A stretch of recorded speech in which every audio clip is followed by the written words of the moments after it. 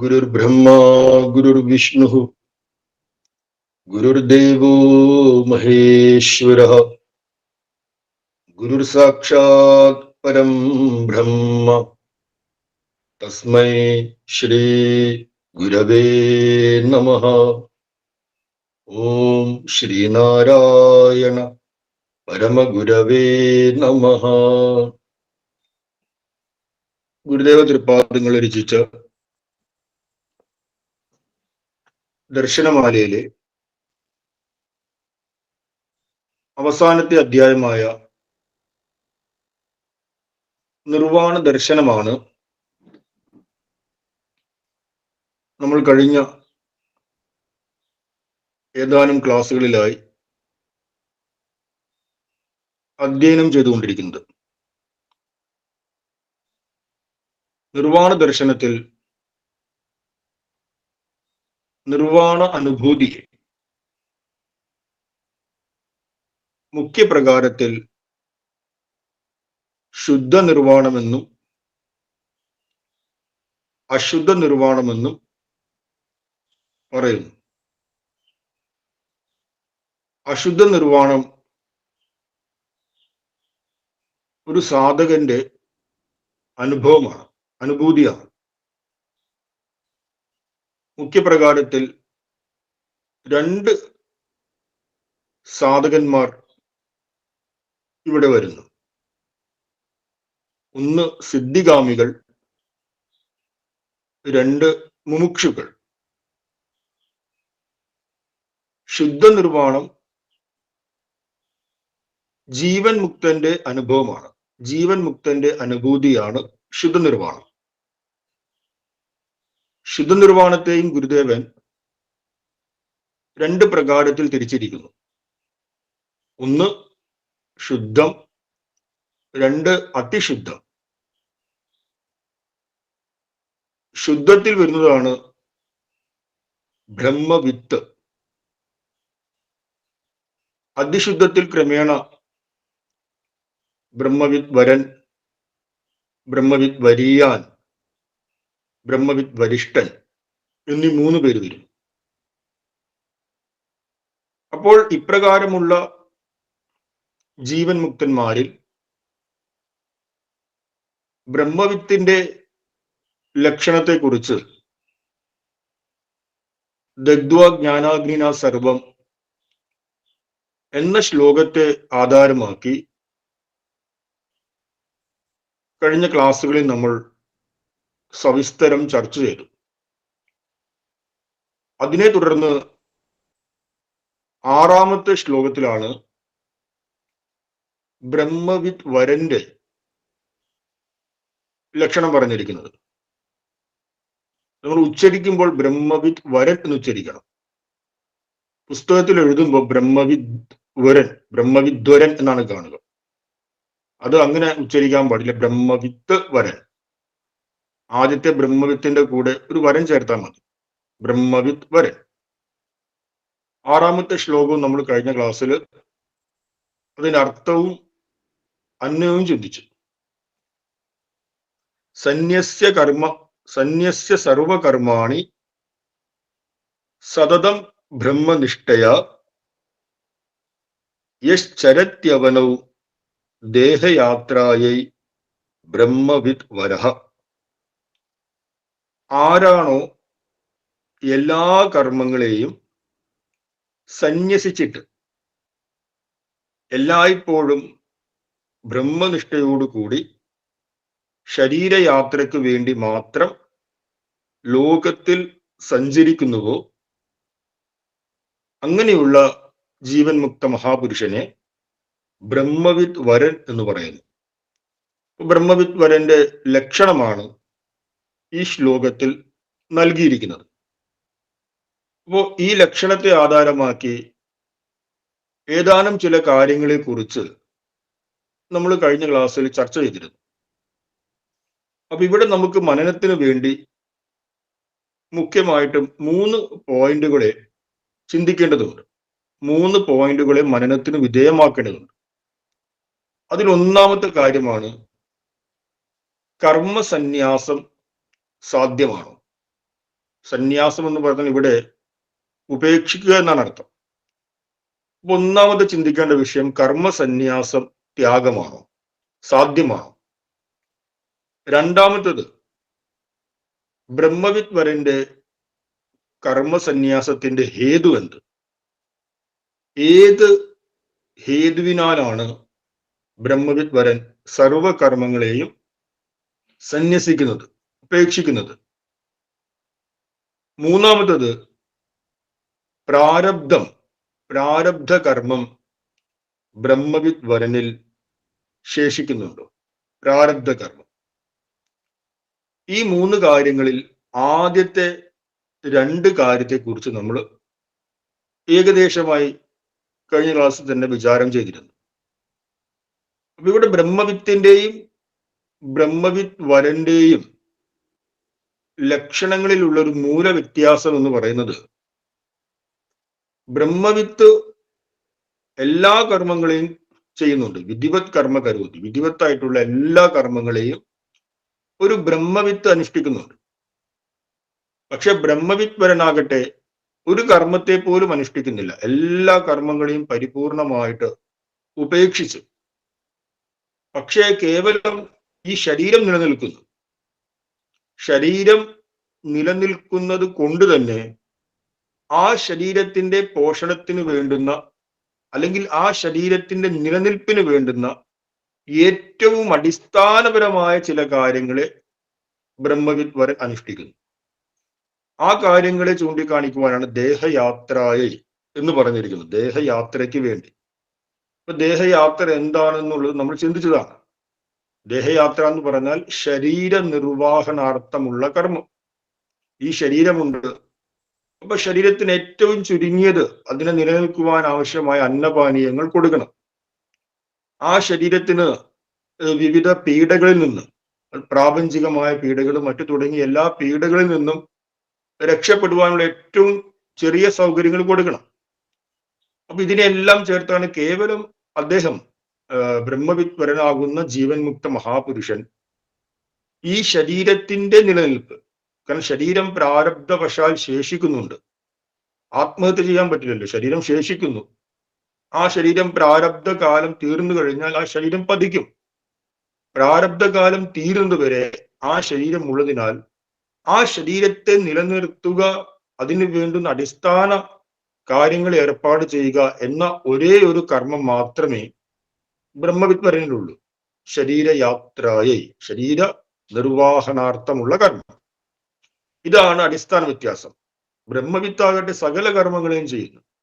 ഒരു പ്രത്യേക ഉദ്ദേശത്താൽ ഇവിടെ അവതരിച്ച് ഈ ലോകത്തിന്റെ ഹിതത്തെ ആസ്പദമാക്കിയുള്ള എല്ലാ കർമ്മങ്ങളും ബ്രഹ്മവിത്തിലുണ്ട്. അപ്പൊ നമ്മൾ മനനം ചെയ്യാൻ ആരംഭിച്ച വിഷയം കർമ്മസന്യാസം സാധ്യമാണോ എന്നുള്ളതാണ്. കർമ്മസന്യാസം സാധ്യമാണ്. അപ്പൊ ഇതേക്കുറിച്ച്, ഈ ആശയത്തെക്കുറിച്ച് കഴിഞ്ഞ ക്ലാസ്സിൽ ചില കാര്യങ്ങളൊക്കെ നമ്മൾ പഠിച്ചിരുന്നു. ആദ്യമായിട്ട് ഈ ലോകത്തിലെ ഒരാൾക്കും തന്നെ കർമ്മത്തെ ഉപേക്ഷിക്കാൻ സാധ്യമല്ല എന്ന നിഗമനത്തിലേക്ക് നമ്മൾ എത്തിച്ചേരേണ്ടി വരും. എന്തുകൊണ്ടാണ്? നഹി കശ്ചിത് ക്ഷണമപി ജാതു തിഷ്ഠത്യ കർമ്മകൃത്വം. ഒരു വ്യക്തിക്കും, ഒരാൾക്കും, ഒരു പ്രാണിക്ക് പോലും നഹി കശ്ചിത് ക്ഷണമപി, ഒരു ക്ഷണനേരം പോലും അകർമ്മകൃത്തായിട്ട് ഇരിക്കാൻ കഴിയില്ല. കർമ്മത്തെ ഉപേക്ഷിച്ച് ആർക്കും ഇരിക്കാൻ കഴിയില്ല. ഇപ്പൊ നമ്മുടെ കൈകാലുകളൊക്കെ ബന്ധിച്ച് ഒരു മുറിയിൽ നമ്മളെ അടച്ചിട്ട് കഴിഞ്ഞാലും കൈകാലുകൾ കൊണ്ട് കർമ്മം ചെയ്തില്ലെങ്കിലും മനസ്സുകൊണ്ട് തീവ്രമായ കർമ്മം ചെയ്യും. മനസ്സുകൊണ്ട്, ഇന്ദ്രിയങ്ങൾ കൊണ്ട്, ബുദ്ധി കൊണ്ട്, ശരീരം കൊണ്ട് എല്ലാം നമ്മൾ കർമ്മം ചെയ്യുന്നുണ്ട്. കേവലം ശരീരം കൊണ്ട് മാത്രമാണോ കർമ്മം ചെയ്യുന്നത്? ഒരു വക്താവ് ഒരു ക്ലാസ് ഇങ്ങനെ എടുത്തുകൊണ്ടിരിക്കുന്നു. നിരവധി ശ്രോതാക്കള് പൂർണ്ണമായിട്ടും ചലിക്കാതെ ഏകാഗ്രമായിട്ട് ആ ക്ലാസ്സിനെ കേൾക്കുന്നു. ക്ലാസ്സിനെ കേൾക്കുന്ന ശ്രോതാക്കൾ എന്തെങ്കിലും കർമ്മം ചെയ്യുന്നുണ്ടോ? ഉണ്ട്, തീർച്ചയായിട്ടും കർമ്മം ചെയ്യുന്നുണ്ട്. ശ്രവണേന്ദ്രിയത്തിലൂടെ കേൾക്കുക എന്ന കർമ്മം ചെയ്യുന്നുണ്ട്. ഒരു വിഷയത്തെ ശ്രദ്ധാപൂർവം കേൾക്കുക എന്നുള്ളത് ഒരു കർമ്മമാണ്. കാരണം ഇന്ദ്രിയത്തിലൂടെ നടക്കുന്ന വ്യവഹാരമാണത്. മനസ്സിലൂടെയും ഇന്ദ്രിയങ്ങളിലൂടെയും ശരീരത്തിലൂടെയും നടക്കുന്ന വ്യവഹാരങ്ങളെയാണ് കർമ്മം എന്ന് പറയുന്നത്. അതുപോലെ ഒരാൾ ഗാഢമായിട്ട് ചിന്തിക്കുന്നു എന്ന് കരുതുക. പൂർണ്ണമായിട്ടും ശരീരമൊന്നും അനക്കാതെ നിശ്ചലമായിരുന്ന് ഗാഢമായിട്ട് ചിന്തിക്കുകയാണ്. അപ്പൊ ബാഹ്യമായിട്ട് നോക്കുന്നയാൾ അയാൾ നിശ്ചലമായിട്ട് ഇരിക്കുന്നു എന്ന് തോന്നുകയുള്ളൂ. അതുകൊണ്ട് അയാൾ കർമ്മം ചെയ്യുന്നില്ല എന്ന് പറയാൻ സാധിക്കില്ല. കർമ്മം ചെയ്യുകയാണ്, തീവ്രമായ കർമ്മം ചെയ്യുകയാണ്. അങ്ങനെ നോക്കിക്കഴിഞ്ഞാൽ ഒരു ക്ഷണം പോലും ഒരാൾക്കും തന്നെ കർമ്മം ചെയ്യാതിരിക്കാൻ കഴിയില്ല. ഇപ്പൊ സങ്കീർണമായ ഒരു യുദ്ധഭൂമി, ആ യുദ്ധഭൂമിയിൽ വെച്ച് പെട്ടെന്ന് ഒരാൾക്ക് തോന്നുകയാണ്, ഞാൻ ഈ യുദ്ധത്തേക്ക് ഉപേക്ഷിച്ച് ഞാൻ എൻ്റെ വീട്ടിലേക്ക് പോകും. കാരണം ഈ യുദ്ധമാകുന്ന ഘോരമായ കർമ്മം എനിക്ക് ചെയ്യാൻ സാധിക്കില്ല എന്ന് കരുതി അയാൾ വീട്ടിലേക്ക് പോയി കഴിഞ്ഞാലോ, അവിടെ വീട്ടിലുള്ള ഭാര്യയും മക്കളുമായിട്ട് അയാൾ യുദ്ധത്തിൽ ഏർപ്പെടും, അവിടെ വഴക്ക് കൂടും. കാരണം ആ യുദ്ധം ചെയ്യുക എന്നുള്ളത് അദ്ദേഹത്തിന്റെ ചിത്തത്തിൽ ആ സമയത്ത് ഒരു സംസ്കാരമാണ്. ആ സംസ്കാരത്തിന് ഇന്ദ്രിയങ്ങളിലൂടെയും മനസ്സിലൂടെയും ശരീരത്തിലൂടെയും പ്രകടമായേ പറ്റൂ, വ്യവഹാര രൂപത്തിൽ, കർമ്മരൂപത്തിൽ. അതുകൊണ്ട് ഒരു യുദ്ധഭൂമിയിൽ നിന്ന് പിന്മാറിയാലും മറ്റേതെങ്കിലും ഒരു സ്ഥലത്ത് നമ്മൾ വീണ്ടും യുദ്ധം ചെയ്യും. അതുകൊണ്ടാണ് പ്രതികൂലമായ പരിസ്ഥിതികൾ വരുന്ന സമയത്ത് ഒളിച്ചോടരുത്, അതിൽ നിന്ന് ഓടി മാറരുത് എന്ന് ആചാര്യന്മാർ പറഞ്ഞിട്ടുള്ളത്. കാരണം പ്രതികൂലമായ ഒരു പരിസ്ഥിതി നമ്മുടെ മുമ്പിൽ വന്നു കഴിഞ്ഞാൽ ആ പരിസ്ഥിതിയെ നേരിടുക എന്നുള്ളത് നമ്മളിൽ അനിവാര്യമായ ഒരു ധർമ്മമാണ്. കാരണം ആ പ്രതികൂലമായ പരിസ്ഥിതി നമ്മുടെ അടുത്തേക്ക് വരുന്നത് നമ്മുടെ തന്നെ പ്രാരബ്ധ കർമ്മം അത് ഫലരൂപത്തിൽ നമ്മുടെ അടുത്തേക്ക് വരികയാണ്. കർമ്മത്തിന്റെ വിവിധ രൂപങ്ങളുണ്ട്. സഞ്ചിതം, ആഗാമി, പ്രാരബ്ധം എന്നെല്ലാം പറഞ്ഞു. അതില് പ്രാരബ്ധ കർമ്മം നാം ഭോഗിച്ചു കഴിഞ്ഞാൽ, ഭോഗിക്കുക എന്ന് പറഞ്ഞാൽ കൺസ്യൂം ചെയ്തു കഴിഞ്ഞാൽ, ഉപഭോഗം ചെയ്തു കഴിഞ്ഞാല് പ്രാരബ്ധ കർമ്മം ഇല്ലാതാകും. ഉപഭോഗം ചെയ്യുന്നത് വരെ പ്രാരബ്ധ കർമ്മം ശേഷിക്കും. നമുക്ക് വളരെ വിശിഷ്ടമായ ഭോജനങ്ങൾ, ഖാദ്യപദാർത്ഥങ്ങൾ, ഭക്ഷണം കഴിക്കണം എന്നുള്ളൊരു പ്രാരബ്ധം ഉണ്ടെന്ന് കരുതുക. ആ ഭക്ഷണം കഴിച്ചാലേ ആ പ്രാരബ്ധം ഇല്ലാതാകും, ശേഷിക്കും. ആ ഭക്ഷണം കഴിക്കുന്നത് വരെ പ്രാരബ്ധം അവിടെ തന്നെ നിലനിൽക്കും.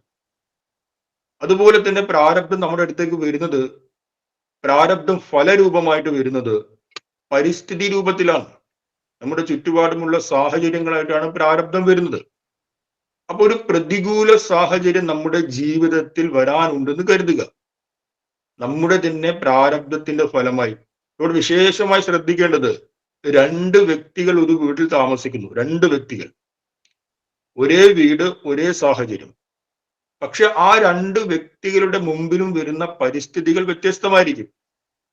കാരണം എന്താണ്? രണ്ട് വ്യക്തികളും ചെയ്ത പ്രാരബ്ധം, രണ്ട് വ്യക്തികളും ചെയ്ത കർമ്മ വ്യത്യാസമുള്ളതാണ്. ആ വ്യത്യാസമുള്ളത് കൊണ്ട് തന്നെ ആ കർമ്മത്തിന്റെ ഫലമായി വരുന്ന പ്രാരബ്ധം രണ്ട് വ്യക്തികൾക്കും വ്യത്യസ്തമായിരിക്കും. ഒരേ വീട്ടിൽ ഒരേ സാഹചര്യത്തിൽ കഴിയുന്ന രണ്ടുപേരും രണ്ട് വ്യത്യസ്തമായ പരിസ്ഥിതികളെയാണ് അഭിമുഖീകരിക്കുന്നത്. പറഞ്ഞു വന്നത്, നമ്മുടെ കർമ്മഫലമായി ഒരു പ്രതികൂലമായ പരിസ്ഥിതി നമ്മുടെ ജീവിതത്തിലേക്ക് കടന്നു വരുന്നു എന്ന് കരുതുക.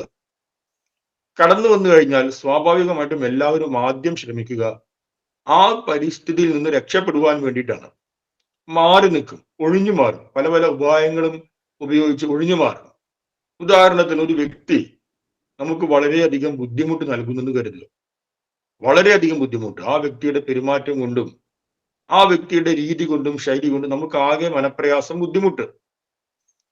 അതും നമ്മുടെ പ്രാരബ്ധമാണ്. ആ വ്യക്തിയിലൂടെ ഇന്നിന്ന കാര്യങ്ങൾ അനുഭവിക്കുക എന്നുള്ളതും നമ്മുടെ പ്രാരബ്ധമാണ്. അപ്പൊ നമ്മൾ ആദ്യം എന്ത് ചെയ്യും? എല്ലാ വ്യക്തികളും ആദ്യം ആ വ്യക്തിയിൽ നിന്ന് രക്ഷപ്പെടുവാൻ വേണ്ടി ശ്രമിക്കും. ആ വ്യക്തിയെ ദൂരെ അകറ്റാൻ ശ്രമിക്കും, അല്ലെങ്കിൽ ആ വ്യക്തിയിൽ നിന്ന് രക്ഷപ്പെടാൻ ശ്രമിക്കും. പക്ഷെ മനസ്സിലാക്കുക, ആ വ്യക്തിയിൽ നിന്ന് അല്ലെങ്കിൽ ഒരു പ്രതികൂല സാഹചര്യത്തിൽ നിന്ന് നമ്മൾ രക്ഷപ്പെടുവാൻ വേണ്ടി മറ്റൊരു സ്ഥലത്തേക്ക് പോയാൽ അതേ പ്രതികൂല സാഹചര്യം, അതേ വ്യക്തി അവിടെ വേറൊരു ഭാവത്തിൽ, വേറൊരു രൂപത്തിൽ വരും. ഉറപ്പാണ്. കാരണം വരുന്നത് വ്യക്തിയോ സാഹചര്യമോ അല്ല, മറിച്ച് നമ്മുടെ പ്രാരബ്ധമാണ്. അതേ പ്രശ്നം വരും. ഏത് ലോകത്തിൽ ഏത് സ്ഥലത്ത് പോയി കഴിഞ്ഞാലും സെയിം പ്രശ്നം, അല്പം താമസിച്ചു കഴിഞ്ഞാലും സെയിം പ്രശ്നം നമ്മൾ അഭിമുഖീകരിക്കേണ്ടി വരിക തന്നെ ചെയ്യും. കാരണം എന്താണ്? പ്രാരബ്ധം നമ്മൾ എവിടെ പോയാലും പ്രാരബ്ധം നമ്മുടെ കൂടെ പിന്തുടർന്നു വരും. അതുകൊണ്ടൊരു പ്രതികൂലമായ സാഹചര്യം വന്നു കഴിഞ്ഞാൽ, ഞാൻ ദൂരെ എവിടെയെങ്കിലും മാറി ഏതെങ്കിലും ഗുഹയിൽ ഇരുന്ന് കഴിഞ്ഞാൽ രക്ഷപ്പെടാം എന്ന് കരുതിയാൽ രക്ഷപ്പെടാൻ കഴിയില്ല. പ്രാരബ്ധം വരുന്നു. അപ്പൊ പറഞ്ഞു വരുന്നത്, നമുക്ക് ഒരു കാരണവശാലും തന്നെ ഈ കർമ്മത്തെ ചെയ്യാതിരിക്കാനോ കർമ്മത്തിന്റെ ഭീകരതയെ ഭയന്ന് അതിൽ നിന്ന് ഒളിച്ചോടാനോ കഴിയില്ല. അതുകൊണ്ടല്ലേ ഭഗവത്ഗീതയില് യുദ്ധത്തിന്റെ ഒരു ഭീകരത മുമ്പിൽ വന്നപ്പോ ആ ഭീകരതയിൽ നിന്ന് രക്ഷപ്പെടുവാൻ വേണ്ടി ഒളിച്ചോടാൻ ഇദ്ദേഹം നോക്കി, അർജുനൻ. അപ്പൊ അദ്ദേഹം ഒളിച്ചോടി എവിടെ പോയി കഴിഞ്ഞാലും, ഏത് സ്ഥലത്ത് പോയി കഴിഞ്ഞാലും അവിടെ മറ്റൊരു യുദ്ധസമാനമായ സാഹചര്യം വരിക തന്നെ ചെയ്യും. ഈ യുദ്ധത്തിനെ പേടിച്ച് ഇനി വേറൊരു ലോകത്തിൽ പോയി കഴിഞ്ഞാൽ 1-2 മാസം കഴിഞ്ഞാൽ അവിടെ ഒരു യുദ്ധസമാനമായ സാഹചര്യം വരിക തന്നെ ചെയ്യും. എന്തുകൊണ്ടാണ്? കാരണം അർജുനന്റെ പ്രാരബ്ധത്തിൽ ശേഷിക്കുന്നതാണ് ഈ യുദ്ധം ചെയ്യുക എന്നുള്ളത്. അതുകൊണ്ട് നമ്മുടെ മുമ്പിൽ ഒരു പ്രതികൂല പരിസ്ഥിതി വന്നു കഴിഞ്ഞാൽ സധൈര്യം അതിനെ നേരിടുക. നേരിട്ട് കഴിഞ്ഞാൽ എന്താണ് ഗുണം? ആ പ്രാരബ്ധം ശേഷിക്കും. അതുകൊണ്ട് ആ സാഹചര്യം നമ്മളിൽ നിന്ന്, ആ പ്രതികൂല സാഹചര്യം നമ്മളിൽ നിന്ന് എന്നേക്കുമായിട്ട് ഒഴിവാകും. ജീവിതത്തിൽ എപ്പോഴായാലും ഒരിക്കൽ ആ പ്രതികൂല സാഹചര്യത്തെ നേരിടേണ്ടതുണ്ട്. അപ്പൊ ഇന്ന് നേരിട്ട് കഴിഞ്ഞാൽ, ഇന്ന് അനുഭവിച്ചു കഴിഞ്ഞാൽ പിന്നെ അത് ഒരിക്കലും ബുദ്ധിമുട്ടിക്കില്ല. മറിച്ച് ആ സാഹചര്യത്തെ ഭയന്ന് നാം എവിടെയൊക്കെ ഒളിച്ചോടി പോകുന്നുവോ, എത്രയൊക്കെ മാറി നിൽക്കുന്നുവോ, വീണ്ടും വീണ്ടും അതാത് സ്ഥലങ്ങളിൽ ആ സാഹചര്യം വന്നുകൊണ്ടേയിരിക്കും. അപ്പൊ നമുക്ക് എന്നും ദുഃഖവും ദുരിതവുമായിരിക്കും. ഒരു ഒരു പ്രസിദ്ധമായ ഒരു കഥയാണ്. ഒരിക്കല് വിവേകാനന്ദ സ്വാമികൾ ഇങ്ങനെ കൽക്കത്തയുടെ തെരുവീതികളിൽ സഞ്ചരിക്കുന്ന സമയത്ത് ഒരുപാട് കുരങ്ങന്മാർ അദ്ദേഹത്തെ പിന്തുടർന്നു. അപ്പൊ അദ്ദേഹം കുരങ്ങന്മാർ വരുന്ന സമയത്ത് ഇങ്ങനെ ദൂരം മാറി മാറി പോയിക്കൊണ്ടേയിരുന്നു. വീണ്ടും ആ കുരങ്ങന്മാർ ആക്രമിക്കും എന്ന ഘട്ടത്തിൽ 100 കണക്കിന് കുരങ്ങന്മാർ അദ്ദേഹത്തിന്റെ പിറകിൽ ഓടിയ സമയത്ത് അദ്ദേഹം ഓടാൻ തുടങ്ങി. എത്രത്തോളം വേഗതയിൽ ഓടുന്നുവോ അത്രത്തോളം കുരങ്ങന്മാരും വേഗതയിൽ ഓടി ആക്രമിക്കുമെന്നുള്ള ഘട്ടം വന്നു. ഉടനെ സ്വാമിജി എന്ത് ചെയ്തു? ഉടനെ സ്വാമിജി മനസ്സിലൊരു ആശയം പെട്ടെന്ന് ഉദിച്ചു. തിരിഞ്ഞ് കുരങ്ങന്മാർക്ക് അഭിമുഖമായിട്ട് നിന്നു. എന്നിട്ട് കുരങ്ങന്മാരെ നേരിടാൻ തുടങ്ങിയപ്പോൾ എല്ലാവരും ചിന്ന ഭിന്നമായി 4 ഭാഗത്തേക്ക് ഓടിപ്പോയി. അപ്പൊ ഇത്രയുള്ള സംഭവം. നമ്മൾ എത്രത്തോളം ഓടിക്കഴിഞ്ഞാലും, ഏത് സാഹചര്യത്തെ ഉപേക്ഷിച്ചു കഴിഞ്ഞാലും നാം അനുഭവിക്കേണ്ടുന്ന പ്രാരബ്ധ കർമ്മം, പ്രകർഷമായ ആരബ്ധമാണ് പ്രാരബ്ധം. കാരണം ഈ കർമ്മങ്ങളിൽ ബ്രഹ്മവിദ്യാ പഞ്ചകത്തിൽ 3 കർമ്മത്തെ കുറിച്ച് ഗുരുദേവൻ പരാമർശിച്ചിട്ടുണ്ട്. സഞ്ചിതം, ആഗാമി, പ്രാരബ്ധം. അതിൽ സഞ്ചിതത്തെയും ആഗാമിയെയും നമുക്ക് ഒരു പരിധിവരെ മാറ്റിയെടുത്താം. പക്ഷേ പ്രാരബ്ധത്തെ ഒരു തരത്തിലും മാറ്റിയെടുത്താൻ കഴിയില്ല. നമുക്ക് ഇവിടെ പറഞ്ഞില്ല, ദേഹയാത്രയ്ക്ക് വേണ്ടിയുള്ള കർമ്മം മാത്രം ഒരു ജീവൻ മുക്തൻ ചെയ്യുന്നു എന്ന് പറയുമ്പോൾ ജീവൻ മുക്തനിൽ പോലും പ്രാരബ്ധം ശേഷിക്കുന്നു എന്ന് മനസ്സിലാക്കേണ്ടി വരും. എല്ലാ കർമ്മവാസനകളെയും ഒഴിവാക്കിയ ഭസ്മീകരിച്ച ഒരാൾക്ക് പോലും എന്താണ് പ്രാരബ്ധത്തെ നേരിടേണ്ടി വരുന്നുവെങ്കിൽ നമുക്ക് എല്ലാവർക്കും നിശ്ചിതമായും പ്രാരബ്ധം വരും. ഈ പ്രാരബ്ധം അനുഭവിച്ചു കഴിഞ്ഞാൽ മാത്രമേ പ്രാരബ്ധ കർമ്മം ഇല്ലാതാകൂ. സഞ്ചിതവും ആഗാമിയും നമ്മൾ അനുഭവിക്കണമെന്നില്ല. അതിനില്ലാതാക്കാൻ ഒരുപാട് ഉപായങ്ങളുണ്ട്. പക്ഷെ പ്രാരബ്ധ കർമ്മത്തെ അതിനെ അനുഭവിക്കുക തന്നെ ചെയ്യണം. അതുകൊണ്ട് പറഞ്ഞു വരുന്നത്, ഒരു തവണ അനുഭവിച്ചു കഴിഞ്ഞാൽ ആ പ്രാരബ്ധം ശേഷിക്കും. ആ പ്രാരബ്ധം മീൻസ് ആ പ്രാരബ്ധം ശോഷിക്കും, ഇല്ലാതാകും. പിന്നെ നമുക്കതിനെ അനുഭവിക്കേണ്ടി വരില്ല. അതുകൊണ്ട് ഏത് പ്രതികൂലമായ സാഹചര്യം വന്നു കഴിഞ്ഞാലും മനസ്സിൽ ഈ ആശയം ഉറപ്പിക്കുക, ഞാൻ ഏത് സ്ഥലത്ത് പോയി കഴിഞ്ഞാലും പ്രതികൂലമായ സാഹചര്യം വരും, അതെന്റെ പ്രാരബ്ധമാണ്. അതുകൊണ്ട് ഇപ്പോൾ തന്നെ ഞാൻ അതിനെ നേരിടുന്നു. അതുകൊണ്ട് പറഞ്ഞു വരുന്നത്, ഒരാൾക്കും ജീവിതത്തിൽ ഒരു വ്യക്തിക്കും തന്നെ കർമ്മത്തിൽ നിന്ന് ഒഴിഞ്ഞു മാറാൻ കഴിയില്ല. കർമ്മത്തിന്റെ ഭീകരതയെ ഭയന്ന് എവിടെ പോയി കഴിഞ്ഞാലും കർമ്മം നമ്മളെ തേടിക്കൊണ്ടേയിരിക്കും. സപ്പോസ് ഒരു വ്യക്തി മിസ്റ്റർ എക്സ് എന്ന് പറയുന്ന ആൾ നമുക്ക് ഉപദ്രവം തരുന്നു. നമ്മൾ ആ മിസ്റ്റർ എക്സിനെ ഭയന്ന് വേറെ സ്ഥലത്ത് പോയി, അതേ പേരിൽ തന്നെ ചിലപ്പോൾ വേറെ അവിടെ വന്ന് നമ്മളെ വീണ്ടും ഉപദ്രവിക്കും. ഇത് അനിവാര്യമായൊരു നിയമമാണ്. അതുകൊണ്ട് നഹി കശ്ചിത് ക്ഷണമപി ജാതു തിഷ്ടത്യ കർമ്മകൃത്ത്. അകർമ്മകൃത്തായിട്ട് ഒരു മനുഷ്യനും, ഒരാൾക്കും, ഒരു പ്രാണിക്കും ഇവിടെ ഇരിക്കാൻ കഴിയില്ല. ശരീര മനോബുദ്ധി ഇന്ദ്രിയങ്ങളിലൂടെ എന്തെങ്കിലും പ്രകാരത്തിലുള്ള കർമ്മം ചെയ്തുകൊണ്ടേയിരിക്കും. നമ്മൾ ഗാഠനിദ്രയിലാണ്. ഗാഠനിദ്രയിൽ ആയിരക്കണക്കിന് കർമ്മങ്ങൾ നമ്മുടെ ശരീരത്തിൽ നടക്കുന്നുണ്ട്. പിന്നെ എങ്ങനെയാണ് കർമ്മത്തിന്റെ നിയമം ഇങ്ങനെയായിരിക്കെ, ഇതായിരിക്കെ പിന്നെ എങ്ങനെയാണ് കർമ്മങ്ങളെ സന്യസിക്കാൻ കഴിയുക, പരിപൂർണമായിട്ട് ഉപേക്ഷിക്കാൻ കഴിയുക? ഈ കർമ്മസന്യാസത്തെ കുറിച്ച് ചില കാര്യങ്ങൾ നമ്മൾ കഴിഞ്ഞ ക്ലാസ്സിൽ പഠിച്ചിരുന്നു. അതൊന്നും കൂടി ആവർത്തിക്കുകയാണ്. നമ്മളിൽ കർത്തവ്യം നിലനിൽക്കുന്നത് എന്തുകൊണ്ടാണ്? എന്തുകൊണ്ടാണ് നമ്മളിൽ കർത്തവ്യം എന്ന് പറഞ്ഞാൽ ചെയ്യുവാൻ യോഗ്യമായത് കർമ്മങ്ങൾ, എന്തുകൊണ്ടാണ് കർത്തവ്യം നിലനിൽക്കുന്നത്? കർത്തവ്യം നിലനിൽക്കുന്നത് പ്രാപ്തവ്യമുള്ളത് കൊണ്ടാണ്. പ്രാപ്തവ്യമുള്ളത് കൊണ്ട് മാത്രമാണ് നമ്മളിൽ കർത്തവ്യം നിലനിൽക്കുന്നത്. പ്രാപ്തവ്യം ഇല്ലെങ്കിൽ ഒരാളും, ഒരു മനുഷ്യനും, ഒരു പ്രാണിയും ഒരു കർത്തവ്യവും ചെയ്യില്ല. അപ്പൊ എന്താണ് പ്രാപ്തവ്യം? ഈ ലോകത്തിൽ എല്ലാവരുടെയും പ്രാപ്തവ്യമായിട്ടുള്ളത്, പ്രാപ്തവ്യം എന്ന് പറഞ്ഞാൽ നേടിയെടുക്കുവാൻ യോഗ്യമായിട്ടുള്ളത്. നമ്മളെല്ലാവരും എന്തെങ്കിലും ഒന്നിനെ നേടിയെടുക്കുവാൻ വേണ്ടി പരിശ്രമിക്കുന്നു. നേടിയെടുക്കാൻ എന്തെങ്കിലും ഒന്ന് മുന്നിൽ ഉള്ളത് കൊണ്ടാണ് പരിശ്രമം എന്ന് പറയുന്ന കർമ്മം നമ്മളിൽ ഉള്ളത്. നേടിയെടുക്കാൻ ഒന്നും തന്നെ ഇല്ലെന്ന് കരുതുക. എനിക്ക് നേടിയെടുക്കാൻ ഒന്നും തന്നെയില്ല എങ്കിൽ നമ്മൾ എന്തെങ്കിലും കർമ്മം ചെയ്യുമോ? ഒരു കർമ്മവും ചെയ്യില്ല. അപ്പൊ പ്രാപ്തവ്യമാണ് കർത്തവ്യത്തിന്റെ ഹേതു.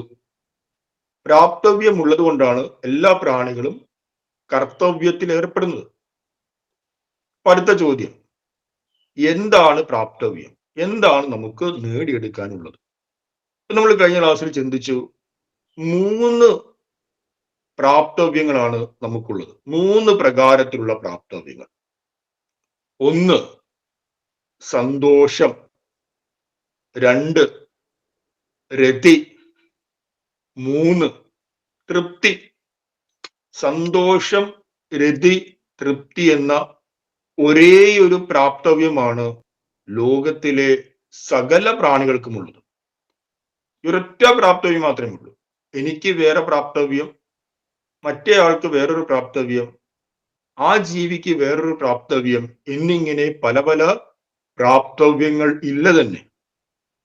നമ്മളെല്ലാവരും ഒരേ പ്രാപ്തവ്യത്തിന് വേണ്ടിയാണ് പരിശ്രമിക്കുന്നത്, എല്ലാവരും. പക്ഷെ ആ പരിശ്രമിക്കുന്ന ഉപായം, ആ പരിശ്രമിക്കുന്ന വഴി, ആ പരിശ്രമിക്കുന്ന രീതി അത് വ്യത്യസ്തമായിരിക്കും. പക്ഷേ സന്തോഷം, രതി, തൃപ്തി നമ്മൾ സ്വയം പരിശോധിക്കുക. നമ്മുടെ സ്വന്തം ജീവിതത്തെ ആധാരമാക്കി ഇതിനെ പരീക്ഷിച്ചു കഴിഞ്ഞാലും, ഇതിനെ പരിശോധിച്ചു കഴിഞ്ഞാലും നമ്മുടെ എല്ലാ കർമ്മങ്ങളും തന്നെ സന്തോഷം, രതി, തൃപ്തി എന്നിവയ്ക്ക് വേണ്ടി മാത്രമാണെന്ന അത്ഭുതകരമായ ഒരു നിർണയത്തിലേക്ക് നമ്മൾ എത്തിച്ചേരും. നമ്മൾ പറഞ്ഞു, ഒരു വ്യക്തി ഭക്ഷണം കഴിക്കുന്നു. ആ വ്യക്തി കേവലം വിശപ്പ് മാറാൻ വേണ്ടി ആണ് ഭക്ഷണം കഴിക്കുന്നത് എന്ന് നമുക്ക് സ്ഥാപിക്കുവാൻ കഴിയുമോ? നമുക്ക് ഒരു നിവൃത്തിയും ഇല്ലെങ്കിൽ എത്രയോ കാലം പട്ടിണി കിടന്നു, ശരീരം നിലനിർത്താൻ എന്തെങ്കിലും ഒന്ന് കിട്ടിയാൽ മതി എന്ന് കരുതുന്ന ആൾക്കാരുണ്ട്. സാമാന്യമായിട്ട് നോക്കിക്കഴിഞ്ഞാൽ നമ്മൾ എപ്പോഴും ഒരു ലക്ഷണം അപ്ലൈ ചെയ്യുമ്പോൾ സാമാന്യമായിട്ടാണ് നോക്കേണ്ടത്, വിശേഷമായിട്ടല്ല നോക്കേണ്ടത്.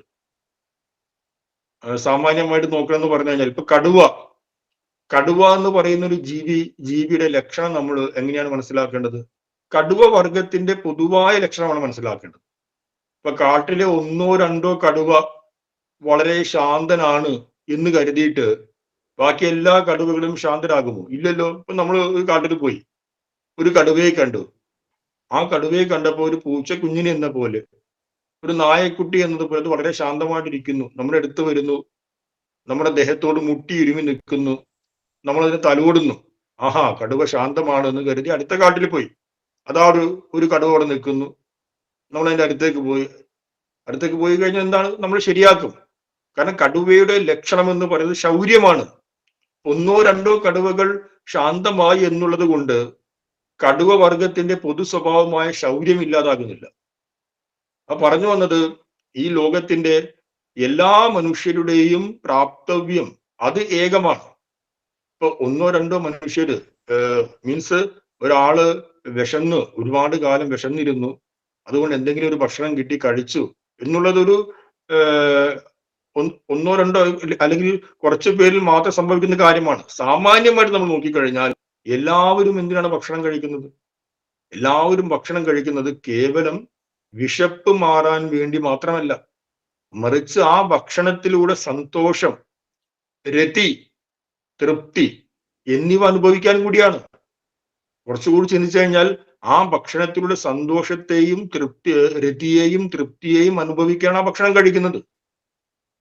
ഒരു ആ വ്യക്തി ഒരു മലയാളിയാണെന്ന് കരുതുക. മലയാളിയാണെന്ന് കരുതി അവൻ വടക്കേന്ത്യയിൽ പോയി, അവന് വിശന്നു, അവൻ കുറെ ഉണങ്ങിയ റൊട്ടി ചപ്പാത്തി കഴിച്ചു, അല്പം പരിപ്പുകറി ഒഴിച്ചു ചപ്പാത്തി കഴിച്ചു, അവന്റെ വിശപ്പ് മാറും, പക്ഷെ അവന് സന്തോഷം ലഭിക്കില്ല, രതി ലഭിക്കില്ല. രതി എന്ന് സന്തോഷം എന്ന് പറഞ്ഞാൽ നമുക്ക് വിശന്നിരിക്കുകയാണ്, വിശന്നിരുന്ന് കഴിഞ്ഞാൽ നമ്മൾ ആ ഭക്ഷണം കഴിച്ചു, ഭക്ഷണം കഴിക്കുമ്പോൾ വിശപ്പ് മാറുമ്പോൾ ആദ്യ ഘട്ടത്തിൽ നമുക്കൊരു സന്തോഷം വരും. ആ ഭക്ഷണം കിട്ടിയല്ലോ, ഭക്ഷണം കഴിക്കാൻ സാധിച്ചല്ലോ, മനസ്സിൽ സന്തോഷത്തിന്റെ വൃത്തി ഉത്പന്നമാകും. അത് കഴിഞ്ഞാൽ എന്താണ്? ആ ഭക്ഷണത്തെ നമ്മൾ ആസ്വദിക്കുന്നുണ്ട്. ഈ ആസ്വാദനത്തെയാണ് രതി എന്ന് പറയുന്നത്, രമിക്കാനുള്ള ഭാവം. ഇപ്പൊ സന്തോഷം കഴിഞ്ഞ് അടുത്ത വികാരമാണ് രതി. ഇപ്പൊ സന്തോഷവും രതിയും കഴിഞ്ഞാൽ നമുക്ക് താത്കാലികമായിട്ടൊരു പൂർണ്ണതയുടെ ഒരു അനുഭവം മനസ്സിലുണ്ടാകും.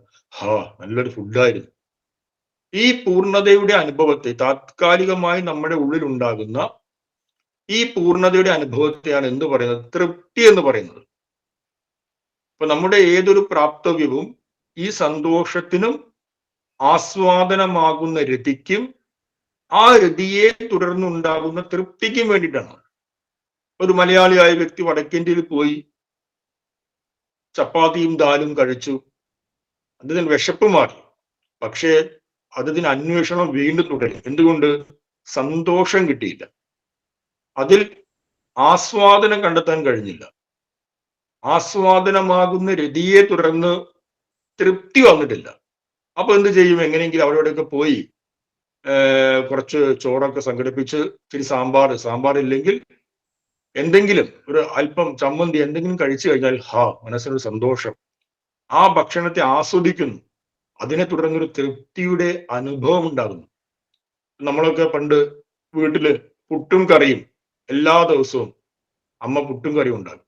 വഴക്കൂടും, എന്നും ഒരു പുട്ടും കറി.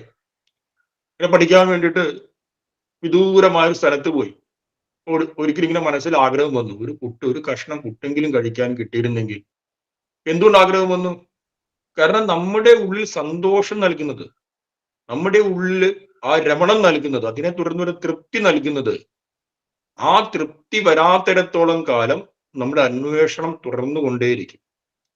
അതുകൊണ്ട് കേവലം വിശപ്പ് മാറാൻ വേണ്ടി മാത്രമല്ല ഒരാൾ ഭക്ഷണം കഴിക്കുന്നത്, മറിച്ച് അതിൽ സന്തോഷം, അതിനെ തുടർന്ന് രതി, അതിനെ തുടർന്ന് തൃപ്തി. ഒരാൾ വീട് വെക്കുന്നു, കേവലം പാർപ്പിടം, ഒരു താമസിക്കാനുള്ള സൗകര്യം, മഴയിൽ നിന്നും വെയിലിൽ നിന്നും രക്ഷ നേടുവാൻ വേണ്ടി താമസിക്കണം എന്ന് കരുതിയിട്ട് മാത്രമാണ് ഒരു വീട് വെക്കുന്നത്. സന്തോഷമുണ്ടാകണം, ആ വീട്ടിൽ രമിക്കാൻ കഴിയണം, ആസ്വദിക്കാൻ കഴിയണം, അതിനെ തുടർന്ന് വരുന്ന തൃപ്തി, ആ പൂർണ്ണതയുടെ അനുഭവം ഉണ്ടാകണം. അങ്ങനെ നമ്മുടെ ഓരോരോ കർമ്മത്തെയും, ഇപ്പൊ വിശപ്പ്, വീട് എന്നൊക്കെ പറയുന്നത് ചില കർമ്മങ്ങളെ സൂചിപ്പിക്കുവാൻ വേണ്ടി മാത്രമാണ്. ഓരോരോ കർമ്മങ്ങളെയും നമ്മൾ എടുത്ത് പരിശോധിച്ചു കഴിഞ്ഞാൽ ഈ കർമ്മങ്ങളിലൂടെയെല്ലാം നാം നേടിയെടുക്കാൻ ശ്രമിക്കുന്നത് വസ്തുതാപരമായിട്ട് ഒരു വസ്തുവിനെയല്ല, മറിച്ച് സന്തോഷത്തെയും രതിയെയും തൃപ്തിയെയുമാണ് നമുക്ക് മനസ്സിലാക്കാൻ കഴിയും. ഒരാളൊരു കല്യാണം കഴിച്ചു ഒരു ഭാര്യ അല്ലെങ്കിൽ ഒരു ഭർത്താവ് തൻ്റെ കൂടെ വേണം എന്നതിന് വേണ്ടി മാത്രമാണോ കല്യാണം കഴിക്കുന്നത്? മറിച്ച് ആ ഭാര്യയിലൂടെ അഥവാ ഭർത്താവിലൂടെ സന്തോഷം, രതി, തൃപ്തി. ഒരാളൊരു സുഹൃത്തിനെ നേടിയെടുത്തു, ആ സുഹൃത്തിനെ എന്തിന് നേടിയെടുക്കാൻ പരിശ്രമിക്കുന്നു? ആ സുഹൃത്തിലൂടെ സന്തോഷം, രതി, തൃപ്തി, ഇതാണ് ആഗ്രഹിക്കുന്നത്. അങ്ങനെ നമ്മൾ വിവിധ ഉപായങ്ങളെ, വിവിധ സാധന സാമഗ്രികളെയൊക്കെ ആശ്രയിച്ച് ആ സാധന സാമഗ്രികളെ നേടിയെടുക്കാൻ വേണ്ടി നമ്മൾ പരിശ്രമിക്കുന്നു. ആ പരിശ്രമം എല്ലാം തന്നെ വാസ്തവത്തിൽ ആ സാധനത്തെ നേടിയെടുക്കാൻ വേണ്ടിയിട്ടല്ല. ഒരു വസ്തുവിനെയും നേടിയെടുക്കാൻ നമ്മൾ ആരും പരിശ്രമിക്കുന്നില്ല. മറിച്ച് നമ്മുടെ എല്ലാവരുടെയും പരിശ്രമം തന്നെ സന്തോഷത്തെയും രതിയെയും തൃപ്തിയെയും നേടിയെടുക്കാനാണ്. ആ സന്തോഷത്തെയും രതിയെയും തൃപ്തിയെയും നേടിയെടുക്കാൻ വിവിധ ഉപായങ്ങളിലൂടെ നാം പരിശ്രമിക്കുന്നു എന്ന് മാത്രമേ ഉള്ളൂ. അപ്പൊ ചുരുക്കി പറഞ്ഞാൽ നോക്കൂ, കർമ്മം എന്താണ്? കർമ്മം എന്ന് പറഞ്ഞു കഴിഞ്ഞാൽ സന്തോഷം, രതി, തൃപ്തി എന്നിവയെ നേടിയെടുക്കാൻ വേണ്ടി നാം വിവിധ സാധന സാമഗ്രികളെ നേടിയെടുക്കാൻ പരിശ്രമിക്കുന്നു. ഈ സാധന സാമഗ്രികളെ നേടിയെടുക്കാനുള്ള പരിശ്രമത്തെയാണ് കർമ്മം എന്ന് പറയുന്നത്. അപ്പൊ കർമ്മത്തിലൂടെ പ്രാപ്തവ്യമായിട്ടുള്ളത്, കർമ്മത്തിലൂടെ നേടിയെടുക്കാൻ നാം ഉദ്ദേശിക്കുന്നത് വാസ്തവത്തിൽ സാധന സാമഗ്രികളെ അല്ല. പക്ഷെ നമ്മുടെ പരിശ്രമമാകട്ടെ സന്തോഷത്തെ നമുക്ക് നേടിയെടുക്കാൻ കഴിയില്ല, രതിയെ നേടിയെടുക്കാൻ കഴിയില്ല, തൃപ്തിയെ നേടിയെടുക്കാൻ കഴിയില്ല. കാരണം എന്താണ്? കാരണം ഒരു വസ്തുവിലും സന്തോഷമോ രതിയോ തൃപ്തിയോ ഇല്ല, അടങ്ങിയിട്ടില്ല. അതുകൊണ്ടാണ് നമ്മൾ നേരത്തെ ആ ഉദാഹരണം പറഞ്ഞത്. ഭക്ഷണത്തിൽ സന്തോഷവും രതിയും തൃപ്തിയും ഉണ്ടെങ്കിൽ ലോകത്തിലെ ഏത് ഭക്ഷണം നമ്മൾ കഴിച്ചാലും നമുക്ക് അതുണ്ടാകും. മറിച്ച് നാം ജനിച്ചു വളർന്ന സാഹചര്യത്തിൽ, നാം കുട്ടിക്കാലം മുതലേ കഴിച്ചു വളർന്ന ഒരു ഭക്ഷണം കിട്ടിയാലേ നമുക്ക് സന്തോഷവും രതിയും തൃപ്തിയുള്ളൂ. ഇതിലൂടെ എന്താണ് പ്രമാണമാകുന്നത്? ഇതിലൂടെ തെളിവാകുന്നത് സന്തോഷവും രതിയും തൃപ്തിയും വസ്തുനിഷ്ഠമല്ല, മറിച്ച് എന്താണ്? അത് വ്യക്തിനിഷ്ഠമാണ്, വൈയക്തികമാണ്. അത് ഏതെങ്കിലും വസ്തുവിലൂടെ നമുക്ക് നേടിയെടുക്കാൻ സാധ്യമല്ല. അതുകൊണ്ട് ഈ ലോകത്തിലെ എല്ലാവരും തന്നെ ഈ സന്തോഷത്തെയും രതിയെയും അതിനെ തുടർന്ന് വരുന്ന തൃപ്തിയുടെ അനുഭൂതിയെയും പ്രാപ്തവ്യമായി കണ്ട് നേടിയെടുക്കാൻ പരിശ്രമിക്കുന്നു. എല്ലാവരും, എല്ലാ പ്രാണികളും. പക്ഷെ ആ പരിശ്രമമാകട്ടെ ഏതെങ്കിലും വസ്തുവിലൂടെ കിട്ടും എന്ന താല്പര്യത്തിലാണ് ഈ വസ്തുവിനെ നേടിയെടുക്കാനാണ് പരിശ്രമിക്കുന്നത്. അതുകൊണ്ട് സന്തോഷവും രതിയും തൃപ്തിയും പൂർണ്ണഭാവത്തിൽ കൈവരാത്തിടത്തോളം കാലം ഈ ലോകത്തിലെ എല്ലാ പ്രാണികളുടെയും കർമ്മം അനുസ്യൂതം തുടർന്നുകൊണ്ടേയിരിക്കും. ആർക്കും കർമ്മത്തിനെ ഉപേക്ഷിക്കാൻ വയ്യ. ഇവിടെ ജീവൻ മുക്തനായൊരു മഹാപുരുഷൻ, ബ്രഹ്മവിദ്വരനായൊരു മഹാപുരുഷൻ ഈ സന്തോഷത്തെയും രതിയെയും തൃപ്തിയെയും കണ്ടെത്തുന്നത് ഏതെങ്കിലും വസ്തുക്കളെ ആശ്രയിച്ചിട്ടല്ല, മറിച്ച് ദഗ്ധ്വാ ജ്ഞാനാഗ്നിന സർവം, കഴിഞ്ഞ ശ്ലോകത്തിൽ പറഞ്ഞ ജീവൻ മുക്തനിലുള്ള ബ്രഹ്മവിത്തിന്റെ ലക്ഷണം, അറിവാകുന്ന അഗ്നിയിലെല്ലാം ഭസ്മമാക്കി. എല്ലാം ഭസ്മമാക്കി കഴിഞ്ഞപ്പോൾ തന്നിൽ തന്നെ നിലനിൽക്കുന്ന ആ ആനന്ദ അനുഭവത്തെ നിരന്തരം അനുഭവിക്കുന്ന ഒരു ജീവൻ മുക്തന് തണ്ടാരിൽ വീണ് മത് ഉണ്ടാരമിക്കും ഒരു വണ്ടാണ് സൂര്യസുകൃതി. അപ്രകാരമുള്ള ഒരു ജീവൻ മുക്തന്, ആ ജീവൻ മുക്തൻ നിരന്തരം സന്തോഷവും തൃപ്തിയും രതിയും അനുഭവിക്കുന്നതിനാൽ അദ്ദേഹത്തിന് പ്രാപ്തവ്യമായിട്ട് മറ്റൊരു വസ്തുവിനെ നേടിയെടുക്കേണ്ട ഒരു കാര്യമില്ല. നമുക്ക് മറ്റൊരു വസ്തുവിനെ നേടിയെടുക്കാനുള്ള പരിശ്രമത്തെയാണ് കർമ്മം എന്ന് പറയുന്നത്. മറ്റൊരു വസ്തുവിനെ എന്തിന് നേടിയെടുക്കാൻ പരിശ്രമിക്കണം? ഈ സന്തോഷത്തിനും രതിക്കും തൃപ്തിക്കും വേണ്ടിയിട്ട്. അപ്പൊ ഈ സന്തോഷവും രതിയും തൃപ്തിയും ഓൾറെഡി താൻ അനുഭവിക്കുകയാണെങ്കിൽ പിന്നെ എന്തിനാണ് മറ്റൊരു വസ്തുവിനെ ആശ്രയിച്ച് അതിനെ നേടിയെടുക്കാൻ പരിശ്രമിക്കണം? അപ്പൊ ഇതുകൊണ്ടാണ് ജീവൻ മുക്തനിൽ കർമ്മങ്ങൾ ഇല്ല എന്ന് പറയുന്നത്. ഈ ആശയം സ്പഷ്ടമായെന്ന് കരുതുന്നു. കഴിഞ്ഞ ക്ലാസ്സിൽ നമ്മൾ ഇതേ ആശയം പറഞ്ഞിട്ടുണ്ട്. ഒരു ജീവൻ മുക്തയിൽ കർമ്മങ്ങൾ ഇല്ലാത്തത് അദ്ദേഹം കർമ്മങ്ങളെ ഭയന്ന് മാറി ഒളിച്ചത് കൊണ്ടോ അല്ലെങ്കിൽ കർമ്മങ്ങളെ എന്തെങ്കിലും ആക്കി വേറെ രൂപത്തിലാക്കിയത് കൊണ്ടോ അല്ല, മറിച്ച് കർമ്മങ്ങളിലൂടെ നേടിയെടുക്കാൻ നാം എല്ലാവരും പരിശ്രമിക്കുന്ന സന്തോഷം, രതി, തൃപ്തി എന്നിവയെ പൂർണ്ണഭാവത്തിൽ ജീവൻ മുക്തൻ തന്നിൽ തന്നെ സാക്ഷാത്കരിച്ചിരിക്കുന്നു. ആ ജീവൻ മുക്തൻ സ്വസ്ഥനായി ഇരുന്നു കഴിഞ്ഞാലും അവൻ സന്തോഷവാനാണ്. എന്തെങ്കിലും ഘോരമായ കർമ്മത്തിൽ ഏർപ്പെട്ട് കഴിഞ്ഞാലും അവൻ സന്തോഷമാണ്. അവന്റെ സന്തോഷത്തെ അപഹരിക്കാൻ ആർക്കും തന്നെ സാധിക്കില്ല. ലോകം മുഴുവൻ കീഴടക്കിയ വലിയ ചക്രവർത്തി അലക്സാണ്ടർ ദ ഗ്രേറ്റ്, അദ്ദേഹം ഭാരതത്തിലേക്ക് വന്നു. ഇവിടെ ഭാരതത്തിലെ ഓരോരോ ചെറിയ ഗ്രാമങ്ങളൊക്കെ കീഴടക്കി മുന്നോട്ട് പോയിക്കൊണ്ടിരിക്കുമ്പോൾ ഒരു സ്ഥലത്തെത്തി. അദ്ദേഹത്തിന് അറിയാം ഭാരതത്തിൽ ഇങ്ങനെ കുറെ യോഗികള്, സന്യാസിമാര്, ഭിക്ഷുക്കള്, ഇങ്ങനെയുള്ള കുറെ ആൾക്കാരുടെ ഒരു നാട് കൂടിയാണ് ഭാരതം എന്നറിയാം. അദ്ദേഹം മുന്നോട്ട് പോകുമ്പോൾ ഒരു പാറപ്പുറത്തിരുന്ന് കേവലം കൗപീനം മാത്രം ധരിച്ച്, വേറൊരു വസ്ത്രമില്ല, ഒരു യുവ ഭിക്ഷു ആ പാറപ്പുറത്ത് ഇങ്ങനെ തല ചായ്ച്ച് വളരെ ശാന്തമായിട്ടിരിക്കുന്നു. ഉടനെ അലക്സാണ്ടർ അടുത്തേക്ക് വന്നു പറഞ്ഞു, താങ്കൾ ഇങ്ങനെ ഈ ചെറിയ പ്രായത്തില് ജോലിയൊന്നും ചെയ്യാതെ അലസമായിട്ടിരിക്കരുത്. താങ്കൾക്ക് ജീവിതത്തിൽ ഏറ്റവും സുഖ സമൃദ്ധിയോടുകൂടി കഴിയാനുള്ള എല്ലാ കാര്യവും ഞാൻ തരാം എന്ന് പറഞ്ഞു. എന്ന് പറഞ്ഞപ്പോ ആ യോഗി അലക്സാണ്ടറിന്റെ മുഖത്ത് നോക്കി ഒറ്റ കാര്യം പറഞ്ഞു. എന്തു പറഞ്ഞു? താങ്കൾ എന്റെ മുമ്പിൽ നിന്ന് അല്പം ഒന്ന് മാറി നിൽക്കൂ. മാറി നിന്ന് കഴിഞ്ഞാൽ ആ സൂര്യപ്രകാശം എന്റെ മുഖത്തേക്ക് അടിക്കും. ആ സൂര്യപ്രകാശത്തിന്റെ അനുഭവം ഞാനൊന്ന് അനുഭവിച്ചിട്ടെന്ന് പറഞ്ഞു. വളരെ ശാന്തനായിട്ട്. അപ്പൊ നോക്കൂ, സന്തോഷമാണ്, രമണമാണ്. സന്തോഷത്തിനും രതിക്കും തൃപ്തിക്കും വേണ്ടി ലോകത്തിലെ മറ്റൊരു വസ്തുവിനെയും ഒന്നിനെയും ആശ്രയിക്കേണ്ട ഒരു നിലയില്ല. പരിപൂർണമായിട്ടും തന്നിൽ തന്നെ സന്തോഷത്തെ കണ്ടെത്തി. അങ്ങനെ ഒരു വ്യക്തിക്ക് പിന്നെ പ്രാപ്തവ്യമായിട്ട് ഒരു വസ്തുക്കളെയും നേടിയെടുക്കാൻ പരിശ്രമിക്കേണ്ട. അത് കാരണം ആ വ്യക്തിയിൽ എന്തില്ല? കർമ്മമില്ല. ഇങ്ങനെയാണ് നമ്മൾ ജീവൻ മുക്തനിൽ എപ്രകാരം കർമ്മസന്യാസം സംഭവിക്കുന്നു എന്ന ആശയത്തെ മനസ്സിലാക്കേണ്ടത്. ശ്രദ്ധിക്കേണ്ടത് ഒരിക്കലും തന്നെ ഒരു സാധാരണ വ്യക്തി എന്ന് പറഞ്ഞു കഴിഞ്ഞാൽ കർമ്മം ചെയ്യാനുള്ള ഉപകരണങ്ങളായ ശരീര മനോബുദ്ധി ഇന്ദ്രിയങ്ങളുമായിട്ട് താതാത്മ്യപ്പെട്ടിരിക്കുന്ന ഒരാൾക്ക് കർമ്മസന്യാസം സാധ്യമല്ല. താതാത്മ്യം എന്താണ് നമ്മൾ പഠിച്ചു കഴിഞ്ഞ ക്ലാസ്സിൽ. തദൈവ ആത്മാ ഇതി മന്യതേ, അത് തന്നെയാണ് ഞാൻ എന്ന് വിചാരിക്കുന്നതിനെയാണ് താതാത്മ്യം എന്ന് പറയുന്നത്. ഈ ശരീരം, ആ ശരീരത്തെ അഹം ഭാവത്തിൽ അറിയുന്നു. ഈ ശരീരം ഞാനാണ് എന്ന് അറിയുന്നു. ഈ മനസ്സ് അത് ഞാനാണ് എന്ന് അറിയുന്നു. ബുദ്ധി, ആ ബുദ്ധി ഞാൻ തന്നെയാണെന്ന് അറിയുന്നു. ഇങ്ങനെ അറിയുന്ന സാമാന്യ ജനങ്ങൾക്ക് ഒരിക്കലും കർമ്മസന്യാസം സാധിക്കില്ല. കാരണം ശരീരവും മനസ്സും ബുദ്ധിയും നിരന്തരം പ്രാരബ്ധത്താൽ പ്രേരിതമായി കർമ്മം ചെയ്തുകൊണ്ടേയിരിക്കും. അപ്പൊ ശരീരത്തിന്റെ കർമ്മം എന്റെ കർമ്മമാണ്, മനസ്സിന്റെ കർമ്മം എന്റെ കർമ്മമാണ്, ബുദ്ധിയുടെ കർമ്മം എന്റെ കർമ്മമാണ് എന്ന് ആ വ്യക്തി ഉറച്ചു വിശ്വസിക്കും. അതുകൊണ്ട് ശരീരേന്ദ്രിയ മനോബുദ്ധികളുമായി താതാത്മ്യപ്പെട്ട ഒരാളിൽ കർമ്മസന്യാസം സംഭവിക്കില്ല. ശരീരേന്ദ്രിയ മനോബുദ്ധികളുമായി താതാത്മ്യം വിടുവിച്ച ഒരു ജീവൻ മുക്തനിൽ കർമ്മസന്യാസം സാധ്യമാണ്.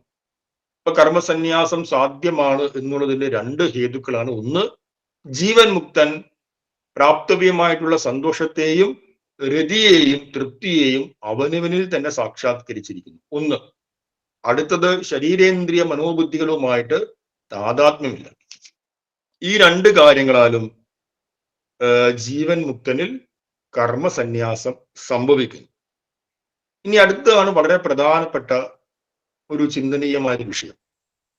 ഈ ശ്ലോകത്തിൽ ഗുരുദേവൻ പറഞ്ഞു, ദേഹയാത്രായ യശ്ചരത്യവനോ ദേഹയാത്രായ ബ്രഹ്മവിദ്വര.